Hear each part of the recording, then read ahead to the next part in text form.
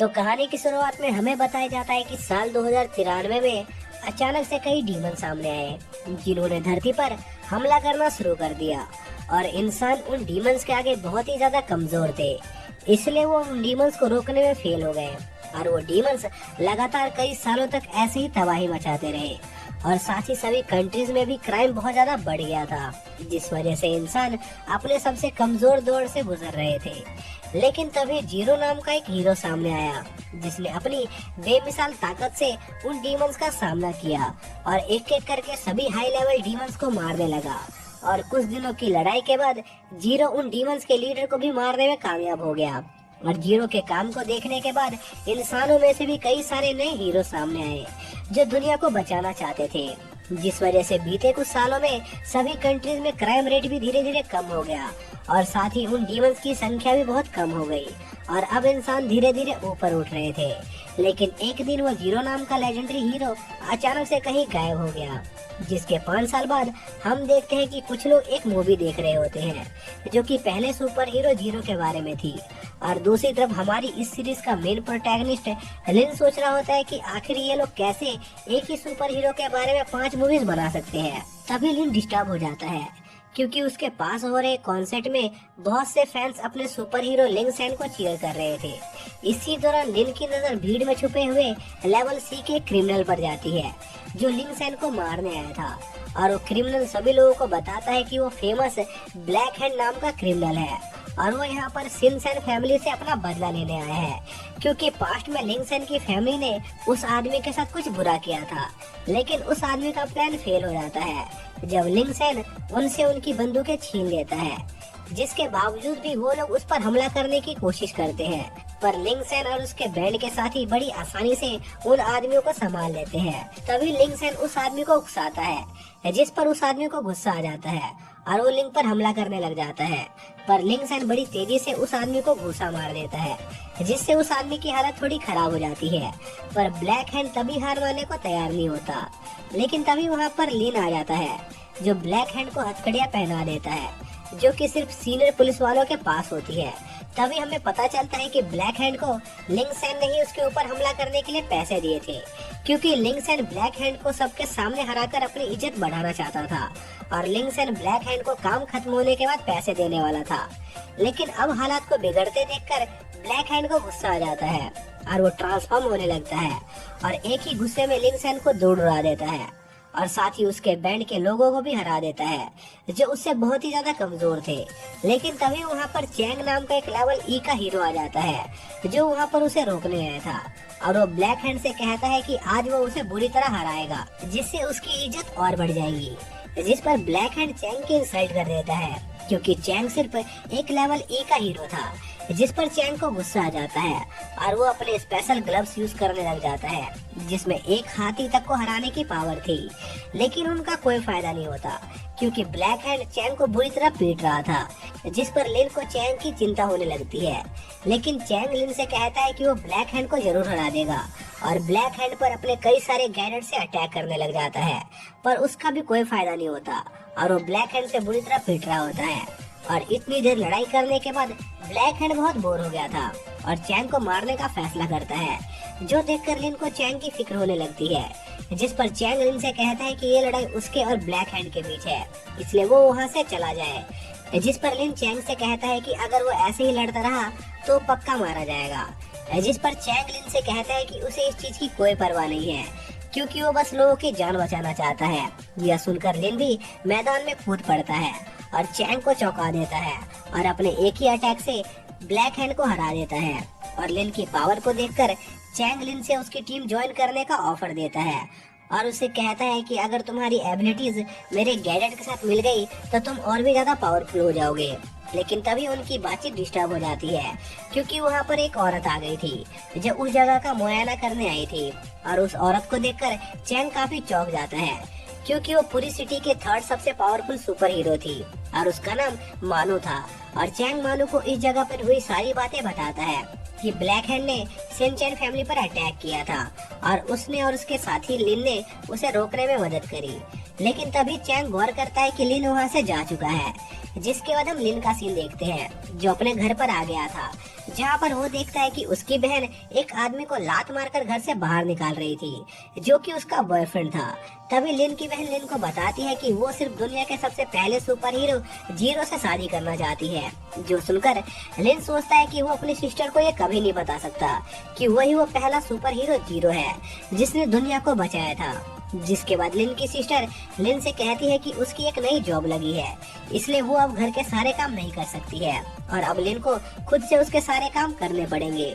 तभी वहाँ पर चैंग आ जाता है, जिससे उनकी बातचीत डिस्टर्ब हो जाती है और चैंग वहाँ पर लिन को सुपर हीरो की जॉब ज्वाइन करने का ऑफर देता है और लिन से कहता है कि अगर वो चाहे तो वो उसका असिस्टेंट भी बन सकता है, जिससे उसको बहुत ज्यादा फायदा होगा और वो बहुत सारे पैसे कमा पाएगा। यह सुनकर लिन की सिस्टर तुरंत ही मान जाती है, जिस पर लिन अपनी सिस्टर से कहता है कि वो तो बस एक आम इंसान है और उसे तो लड़ना भी नहीं आता, तो वो एक सुपर हीरो कैसे बनेगा। लेकिन उसकी बहन उसकी कोई बात नहीं सुनती है और अगले दिन वो सभी लोग लिन का रजिस्ट्रेशन करवाने चले जाते हैं, जहाँ पर लिन और उसकी सिस्टर को एक स्टैचू दिखता है, जिस पर चैंग उन्हें बताता है कि जीरो के साइड में जो सुपर हीरो है वो एक डबल एस रैंक के सुपर हीरो है, जिन्होंने जीरो की उन मॉन्स्टर्स के खिलाफ जंग जीतने में मदद की थी। लेकिन लिन सोच रहा होता है कि आखिर इन लोगों ने मेरी मदद कब करी। जिसके बाद चैंग लिन को हीरो रैंकिंग सिस्टम के बारे में बताता है, जिसमें गवर्नमेंट ने हीरोज को 7 रैंकों में रखा था, जो कि रैंक ई से लेकर रैंक डबल एस तक था। और चैंग लिन को बाकी बातें बाद में बताने का वादा करता है और उसे कहता है कि अभी उनके एग्जाम का टाइम हो गया है ताकि लिन एक हीरो बन सके। जिसके बाद चैंग लिन को एक कमरे में ले जाता है, जहाँ पर एक बहुत बड़ा आदमी मौजूद था जिसका नाम यातान होता है, जो बहुत ही भारी वेट्स उठा रहा था। और यातान लिन से कहता है कि उसे इस टेस्ट को पास करने के लिए लिन को सिर्फ 3 मिनट तक उसके सामने टिकना होगा।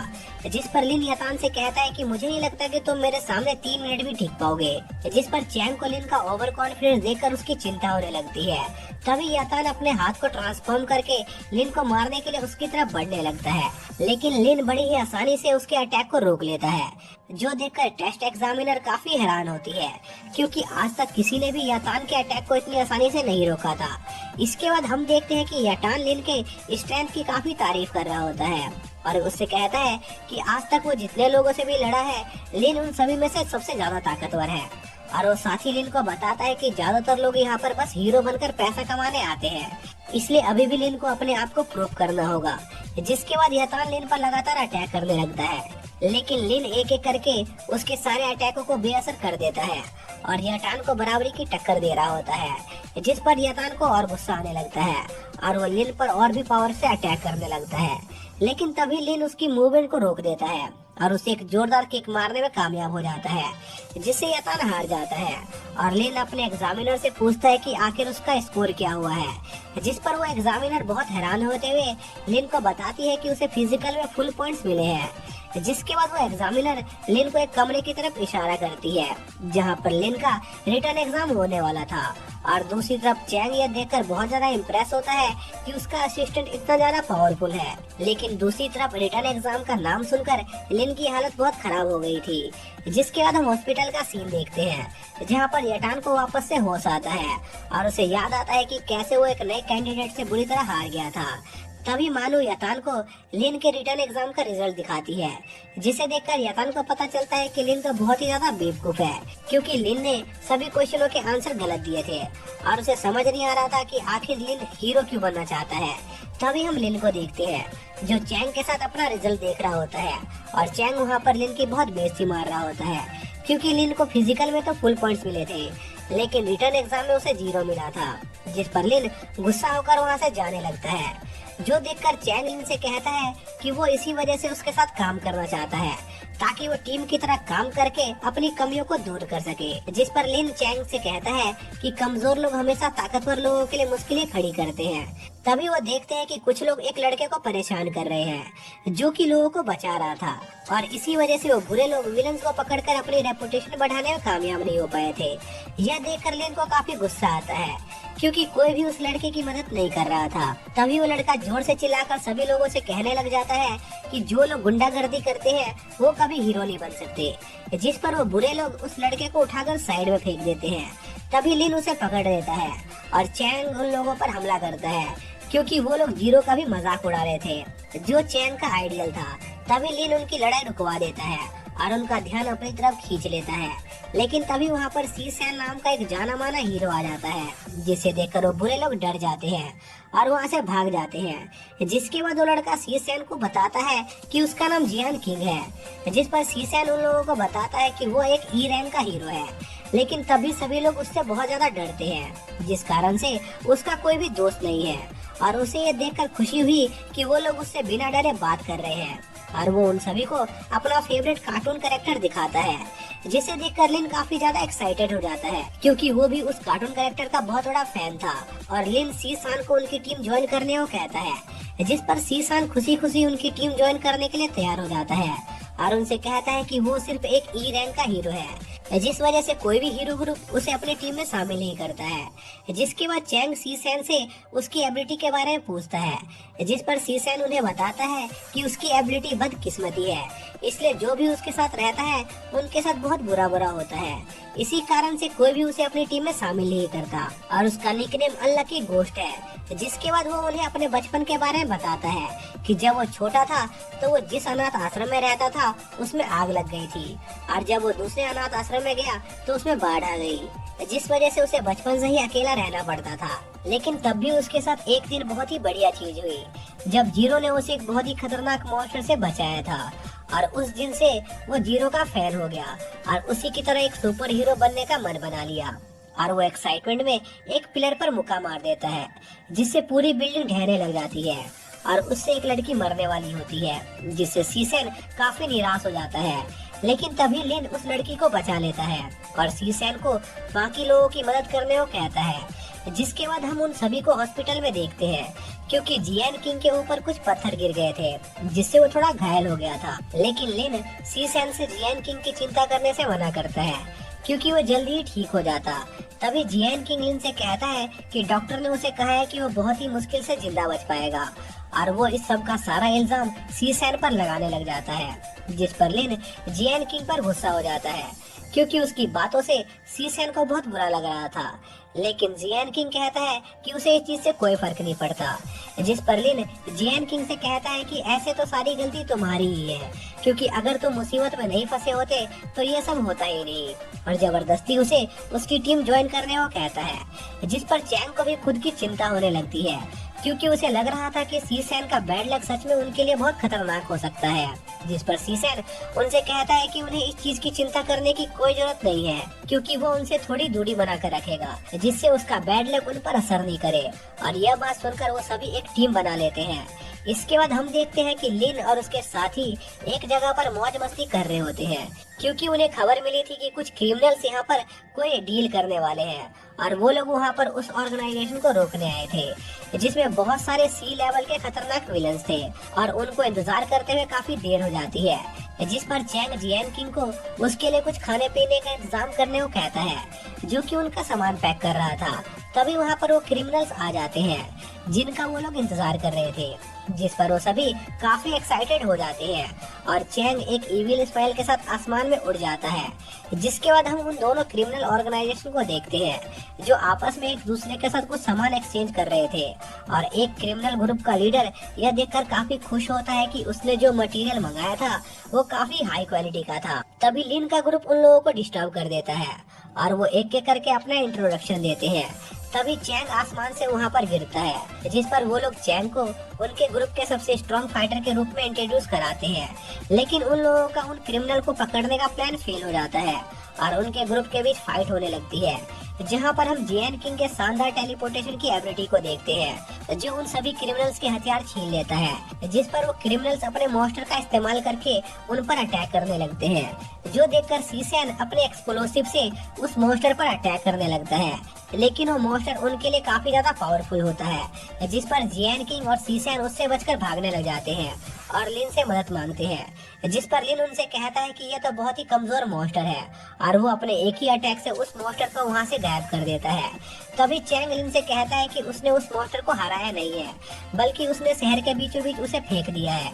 इसी दौरान हम देखते हैं कि वो मॉन्स्टर शहर के लोगों पर अटैक कर रहा होता है, जिस पर लिन तुरंत उस मॉन्स्टर को रोकने जाता है, और इस दौरान चैंग लिन को थोड़ा धीरे चलने को कहता है, क्योंकि वो लिन की स्पीड को मैच नहीं कर पा रहा था, क्योंकि चैंग अपने गैजेट्स की बैटरी उस मॉन्स्टर से लड़ने के लिए बचा रहा था। जिसके बाद चैंग लिन से कहता है कि उसका फाइटिंग स्टाइल शहर को प्रोटेक्ट करने के लिए सही नहीं है, क्योंकि इससे शहर को काफी नुकसान होगा। और वो अपना एक स्पेशल गैजेट निकालता है और उससे उस मॉन्स्टर पर अटैक करने लग जाता है, लेकिन उससे उस मॉन्स्टर पर ज्यादा असर नहीं होता।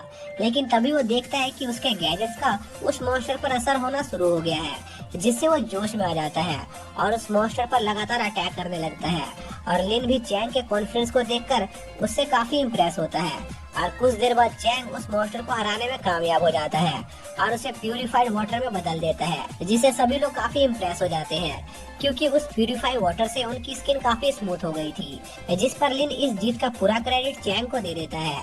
तभी वो सब चैंग को ढूंढने लगते हैं, जो उन्हें एक लड़की को प्रोटेक्ट करते हुए मिलता है। जिसके बाद वो सभी आपस में उस लड़की के बारे में बात कर रहे होते हैं, जहाँ पर लिन उस लड़की से उसका नाम पूछता है, पर वो उसका कोई जवाब नहीं देती। तभी वहाँ पर मानू आ जाती है, जो उस छोटी लड़की के साथ खेलने लगती है। जिस पर लिन मानू से पूछता है कि आखिर वो यहाँ पर क्या कर रही है, जिस पर मानू उसे बताती है कि वो लिन जी के कहने पर यहाँ आई है। जिस पर लिन उससे और डिटेल मांगता है, जिस पर मानो उसे एक डिवाइस देती है जिसमें उसके सारे सवालों का जवाब और इन्फॉर्मेशन थी। फिर मानो लिन को बताती है कि ऐसे बच्चे जिन्हें छोड़ दिया गया होता है या उनके पेरेंट्स मर गए होते हैं, गवर्नमेंट ने उनके लिए बहुत सारे एनजीओ खोल रखे होते हैं जहाँ पर उनका पालन पोषण होता है। जिस पर लिन मानो से कहता है कि यह सब बस दिखावा है और असलियत में वो लोग इन छोटे बच्चों पर एक्सपेरिमेंट करते हैं। जिस पर मानो उसे कहती है कि वो सही कह रहा है और जिस बच्ची को उसने बचाया है वो भी उसी एक्सपेरिमेंट का हिस्सा है। और ऐसे बच्चे जो फील्ड एक्सपेरिमेंट होते हैं उनका भविष्य पहले से ही निश्चित होता है। तभी सभी लोग घबरा जाते हैं, क्योंकि वो कमरा अचानक से हिलने लग गया था। और मानू गौर करती है कि लिन को इस बात से बहुत गुस्सा आ रहा था। जिस पर लिन मानू से कहता है कि आखिर सुपर हीरो होने के बावजूद भी वो ऐसे छोटे मासूम बच्चों पर कैसे एक्सपेरिमेंट होने दे सकती है और उन्हें कैसे मरने दे सकती है। और लिन का गुस्सा उस कमरे में मौजूद सभी लोगों को लगभग मार ही चुका होता है। लेकिन तभी लिन शांत हो जाता है और उन सभी से माफी मांगता है कि वो अपने गुस्से पर कंट्रोल नहीं कर पाया। जिस पर चैंग लिन से कहता है कि मानू इस सिटी की थर्ड सबसे पावरफुल सुपर हीरो है और जरूर इसके पीछे कोई रीजन होगा जिस वजह से मानू ने अभी तक कुछ नहीं किया। जो सुनकर मानू सभी से कहती है कि चैंग बिल्कुल सही कह रहा है, क्योंकि मानू ने जब इस चीज की इन्वेस्टिगेशन की थी तब उसे पता चला था कि हीरो एसोसिएशन के कुछ बड़े लीडर इस चीज में शामिल है और उन सब में सबसे पावरफुल आदमी का नाम यांग रुई है, जो कि हीरो एसोसिएशन का प्रेसिडेंट था। और इसी के साथ ये पार्ट यहीं पर खत्म हो जाता है।